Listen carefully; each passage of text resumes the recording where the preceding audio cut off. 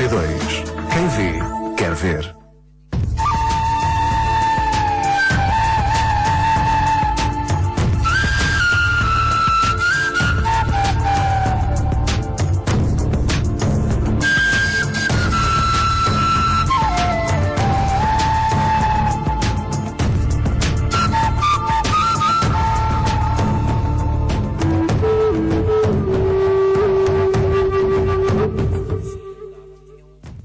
Chegou ao Biosfera. Hoje analisamos os avanços da energia solar térmica em Portugal. O Programa Solar 2009 quer promover a instalação de painéis em 65 mil casas até ao final do ano, mas a estratégia adotada pelo Governo está a ser contestada por especialistas e decisores do setor. Os críticos dizem ser um erro colocar os bancos como intermediários na compra de um coletor solar ou restringir a oferta a certas marcas. No entanto, temos boas notícias. Já não falta muito para o sol ajudar a arrefecer as nossas casas. O Biosfera esteve à conversa com Oliveira Fernandes, especialista em energia, e com uma das empresas do setor, a Solar Project, para avaliar os avanços da implantação desta energia renovável em Portugal. Fomos ainda ao Laboratório Nacional de Engenharia e Geologia conhecer tecnologias de climatização a partir do sol. Para aumentar os conhecimentos sobre o mundo vegetal, vamos conhecer a Bela Sombra, uma herbácea gigante da América do Sul, a convidada do bilhete de identidade. E por que não pegar nos binóculos e na mochila e fazer um percurso pedestre pelo estuário do Tejo? Ficamos à espera. E ainda as notícias da semana, as sugestões do Bionet e os índices da qualidade ambiental das cidades. Fique connosco nos próximos minutos, a companhia mais verde da televisão portuguesa, o Biosfera.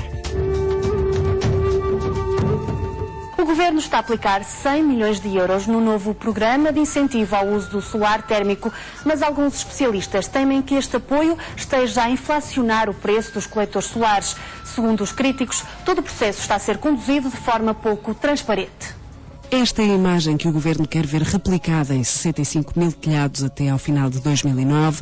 Para isso, criou o Programa Solar, um sistema de incentivos à aquisição de coletores térmicos, aqueles que permitem aquecer a água através da radiação do sol. Para facilitar o processo, foi criado um serviço chave na mão. O consumidor compra não só o equipamento, mas também a instalação, a manutenção e pode tratar do financiamento, tudo de uma só vez. Mas se pensa que para adquirir um sistema destes tem de ir a uma loja especializada, está enganado. É a uma instituição bancária que se deve dirigir. Os recursos financeiros que foram postos à disposição deste programa deveriam ter sido feitos com base não numa atribuição, digamos assim, de uma certa competência às instituições bancárias, mas teria merecido a criação de uma unidade de missão. E as unidades de missão têm, por definição, um tempo de vida curto, mas uma unidade de missão que pudesse instalar este programa no tecido nacional, em condições de velocidade de cruzeiro, sem discriminação, promovendo a qualidade e podendo verificar ou monitorizar, como se diz, a qualidade desse desempenho, a qualidade das instalações. O Governo escolheu 8 bancos para servirem de intermediários entre os instaladores e os consumidores. Esta opção prende-se essencialmente com a vontade de facilitar o processo de financiamento, mas muitos críticos questionam se os funcionários do banco terão algum tipo de formação para ajudar na escolha de um equipamento como este. Se o cliente final está sensibilizado, que é o grande mérito, o enorme mérito desta campanha, é ter sensibilizado toda a população para a existência da energia solar, pelo facto de ser uma fonte inesgotável e, acima de tudo, gratuita. E o público, estando sensibilizado, entendo que devia ser o consumidor final a escolher a marca e o tipo de tecnologia que vai instalar a sua casa e não ver essa sua opção, essa sua escolha balizada por nenhum tipo de protocolo ou de aceitação de determinadas medidas. Isto é uma espécie de reprodução para os coletores solares daquilo que se fez para o vento. Mas o que se fez para a energia eólica era fácil, porque grandes promotores e grandes financiamentos só se conseguem fazem-se com um grupo restrito de atores, que reúnem-se numa sala esses atores, bancos, promotores, etc. Em 2001, o Executivo definiu como meta a instalação de 1 milhão de coletores solares térmicos até 2010, mas a evolução que seguiu foi muito lenta. Só em 2008 é que se dá um salto de 70%, ultrapassando a fasquia dos 86 mil metros quadrados instalados. Para acelerar o processo, o Governo decidiu avançar com apoios financeiros. Quem adquirir um dos coletores incluídos no programa tem uma comparticipação imediata de 1.641,70 €, mas há suspeitas de que os vendedores estejam a cobrar mais do que vale um painel solar.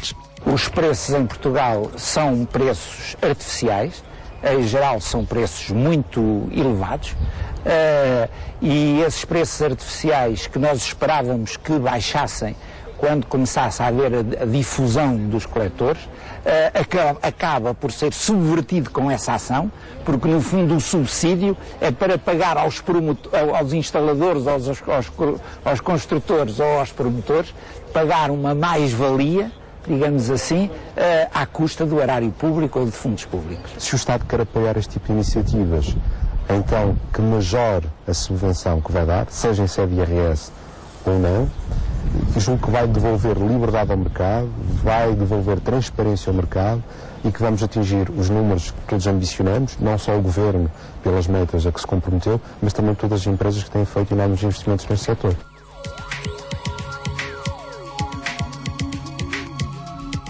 Acho muito complicado nós termos aqui uma varinha de condão, que temos uma solução para todas as casas, sem sequer ir visitar a habitação. É nosso princípio de trabalho que, para dar um orçamento, temos primeiro que verificar a existência de algumas condições técnicas necessárias e, na nossa opinião, indispensáveis para realizar essa instalação.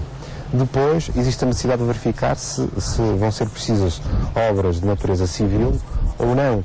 Estar a avançar com um preço ou com um orçamento tipo que é válido para todos os clientes, acho que não é transmitir credibilidade à energia solar. O Biosfera tentou entrevistar a coordenação do Programa Solar 2009 em relação a todas estas críticas, mas não obteve resposta. No site da campanha encontramos apenas a explicação de que os equipamentos custam cerca de metade do preço normal de venda, graças a economias de escala e à comparticipação pública no valor de 100 milhões de euros.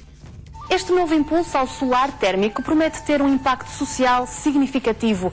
Vão ser criados 2.500 novos postos de trabalho e um novo tipo de empresas de energia, as ESCO. Mas os especialistas do setor acham que o Governo deveria ir mais além e começar por dar o exemplo nos edifícios do Estado.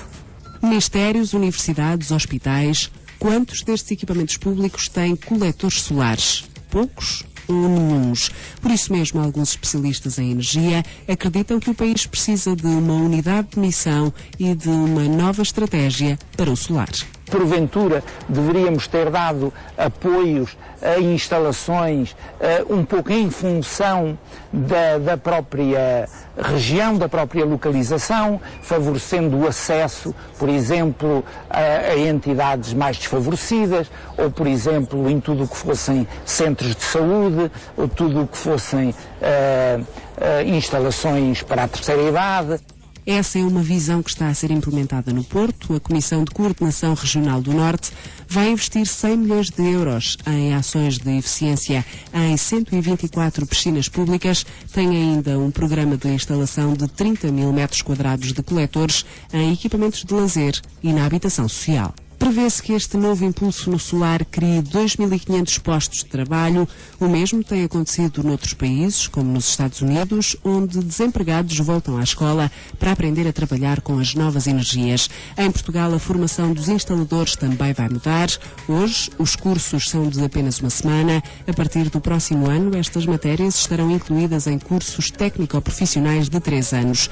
No mercado surgem também novas empresas, como as ESCO, Energy Services Companies. São empresas que participam no financiamento ou no cofinanciamento, fazem a instalação e ficam durante uns anos a fazer a gestão. Portugal tem potencial para atingir com facilidade 3 milhões de metros quadrados de coletores solares instalados.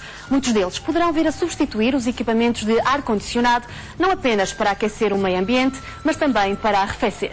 Não se vê, mas por estas grelhas sai um ar frio especial. Foi arrefecido pelo sol. Parece confuso, mas aqui no Laboratório Nacional de Engenharia e Geologia há algum tempo que se testa uma tecnologia que permite arrefecer o ar ambiente usando a água quente produzida pelos coletores solares. É nesta máquina que tudo se processa. De forma muito simplificada, o ar ambiente entra nesta roda que tem um material especial, o cloreto de lítio. Esta substância vai retirar toda a umidade ao ar. E porquê? Porque um ar mais seco é mais fácil de arrefecer, o que vai acontecer um pouco mais à frente no ar que é encaminhado até às salas. Aquilo que os coletores solares no verão vão fazer é permitir a regeneração da tal roda excitante. Portanto, o ar na entrada vai passar nessa roda e o material da roda vai absorver a umidade do ar. E é necessário, para que o processo se dê de uma forma contínua, regenerar a roda. Os coletores solares, neste processo, o que estão a permitir é a regeneração da roda excitante. A água aquecida pelo sol chega por estes canos e fica neste compartimento a regenerar a roda excitante. Por este patamar inferior também sai o ar que vem das salas. É designado um ciclo aberto e utiliza sempre ar novo, daí o interesse, por exemplo, de aplicações destes sistemas, por exemplo, em salas de conferências, porque de facto há uma renovação do ar e uma melhor qualidade do ar interior. Este equipamento é apenas um protótipo desenvolvido pelo LNEG, mas existem outras tecnologias em estudo no mundo, são os chillers de absorção e adsorção. Estes equipamentos, desde que haja uma fonte de calor, eles podem produzir frio. São muitas vezes utilizados, por exemplo, em grandes centros comerciais, utilizando o calor da cogeração para depois os chillers de absorção ou de adsorção funcionarem. No caso dos sistemas solares, é o calor gerado pelo sistema solar que vai ser utilizado como fonte de calor para o funcionamento destes chillers. São sistemas muito semelhantes aos do ar-condicionado. A principal diferença é a fonte energética. Segundo estudos de um investigador francês ligado ao projeto Solaire, em 2007 os custos de um sistema de climatização por via do sol iam dos 5.000 aos 8.000 euros por quilowatt instalado. No ano seguinte o preço já tinha baixado para 4.500 euros por quilowatt e para 2010 as previsões apontam para preços na ordem dos 3.000 euros por quilowatt. Estes sistemas, tal como por exemplo nos sistemas solares convencionais só para o aquecimento de águas domésticas, quando se utiliza um sistema de circulação forçada, existe uma bomba circuladora e essa bomba circuladora vai consumir energia elétrica, mas a percentagem de energia consumida é baixa. É normal nos sistemas solares para aquecimento de água designar-se o consumo da bomba circuladora como um consumo de energia parasita, muito baixo. Os investigadores prevêem que dentro de 6 anos estes equipamentos estejam mais difundidos, mas não têm de esperar tanto tempo para usar a energia do sol para climatizar a sua casa, desde que só a queira aquecer. Para o arrefecimento ambiente, nesta altura, os equipamentos que são necessários ainda não são economicamente viáveis, digamos que não permitem um retorno de investimento muito rápido. Para o apoio ao aquecimento ambiente, nomeadamente para soluções com piso radiante, o solar térmico é das melhores soluções existentes no mercado. Uma casa tipo de 200 metros quadrados precisa de 8 painéis para fazer o aquecimento do ar ambiente. Esse tipo de soluções para climatização, nomeadamente para dar apoio ao aquecimento ambiente, tornam-se altamente rentáveis se durante o verão conseguimos dissipar o excesso de energia para uma piscina, por exemplo. E conseguimos dessa forma aumentar a temporada de utilização da piscina e durante o inverno, portanto, apoiarmos o aquecimento ambiente da casa. As soluções são infinitas e sempre praticáveis. A grande questão está na viabilidade económica, que, espera-se, será cada vez maior ao longo dos próximos anos. A exposição solar e o espaço são apenas alguns dos fatores que condicionam a instalação quer de coletores térmicos, quer de painéis fotovoltaicos. Veja todos os passos que tem de percorrer para ter em sua casa a energia do futuro.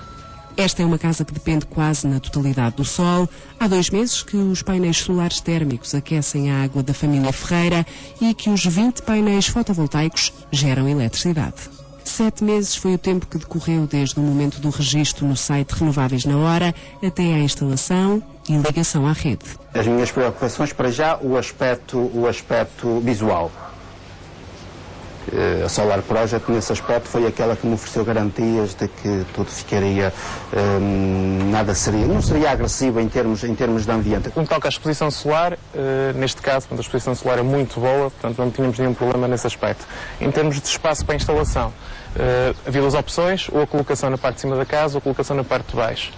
Por um lado, a colocação na parte de cima beneficiava de uma inclinação mais adequada, a parte de baixo tem uma inclinação menor, mas de qualquer das formas, por uma questão de integração arquitetónica, optamos por colocar na parte de baixo. Nem todas as casas podem instalar painéis solares e obter um rendimento elevado. Uma boa exposição solar orientada para o quadrante sul é fundamental. Espaço para colocar os diversos painéis fotovoltaicos, os que geram eletricidade, também é prioritário. Quanto aos coletores solares, os que aquecem a água, uma cobertura plana é o ideal e bons acessos à água quente e fria facilitam o processo. Às vezes é necessário fazer valas para passar as cabelagens por baixo da terra, às vezes é necessário fazer passagens aéreas, portanto, depende, tem que ser avaliado caso a caso, é preciso fazer um estudo e avaliar quais são as condições técnicas de instalação. Nesta casa não foi necessária qualquer intervenção de construção civil, mas os ganhos que José Ferreira tem tido, com certeza que compensariam as eventuais obras. Na microgeração anda sempre na ordem dos 250% em termos de compra e de venda de energia à rede. Portanto, ganha mais de 250% do que aquilo que paga. É sensivelmente entre 250% a 300%. Este proprietário pagava 100 euros por mês de eletricidade. Hoje, com o projeto de microgeração instalado, consegue receber 400 euros por mês na fatura energética.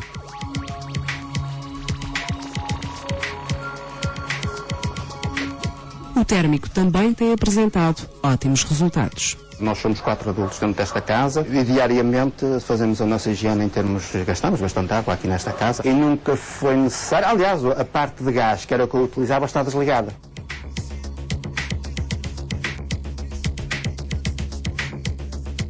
Instalou-se aqui um sistema térmico típico de uma circulação forçada.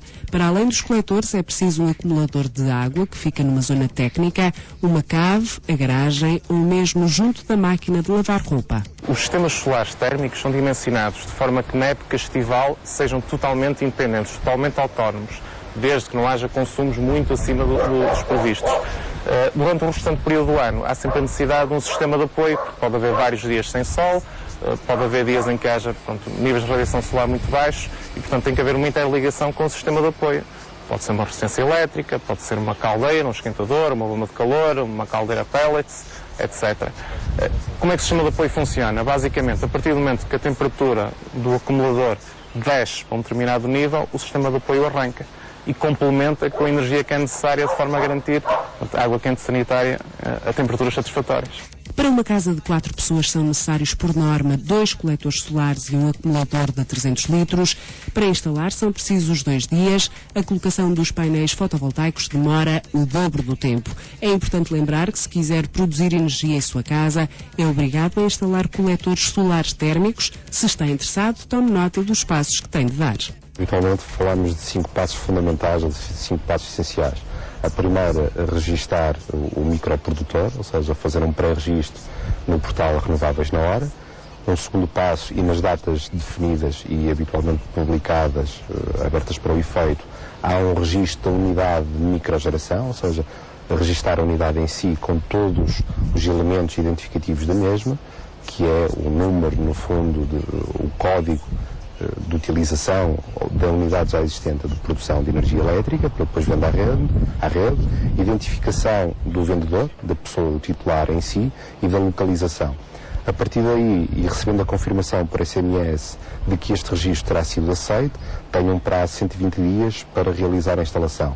Após a realização da mesma, há uma inspeção, há uma certificação de que, de facto, foram cumpridas todas as normas de segurança da instalação, estamos a falar de eletricidade, e que existe também um sistema solar térmico instalado, e uma vez aprovada ou certificada a instalação, de imediato é celebrado o contrato de venda à EDP, neste caso. As dificuldades, provavelmente, que um cidadão comum, particular, que se queira candidatar, será propriamente o registro em si. Poder entrar ou candidatar-se e receber a fatiazinha desses megawatts que são postos à disposição do consumidor. Terá sido mais essa. Agora, a partir desse momento, tudo se desenrolou normalmente, nós vamos recebendo a informação e vamos dando os passos seguintes. Não é? José Ferreira investiu 30 mil euros no equipamento e, se lhe fosse permitido ampliar a instalação, não teria quaisquer dúvidas em avançar. Esta é uma das regras em vigor que muitos players e investidores têm contestado, mas, por outro lado, muitos especialistas alertam para o facto do cidadão comum poder estar a pagar um valor superior ao que deveria. Um processo mais simples e transparente, que garanta uma escolha consciente do equipamento e uma instalação de qualidade, é imperativo para que o sol, quando nasça, seja mesmo para todos. Várias empresas estão a ponderar a entrada de uma ação junto da União Europeia a denunciar o mau funcionamento do serviço de registro de microgeração. Nas datas designadas para o efeito, são vários os que tentam registar-se como microprodutores, mas não conseguem. Até ao momento, a entidade responsável não prestou qualquer esclarecimento.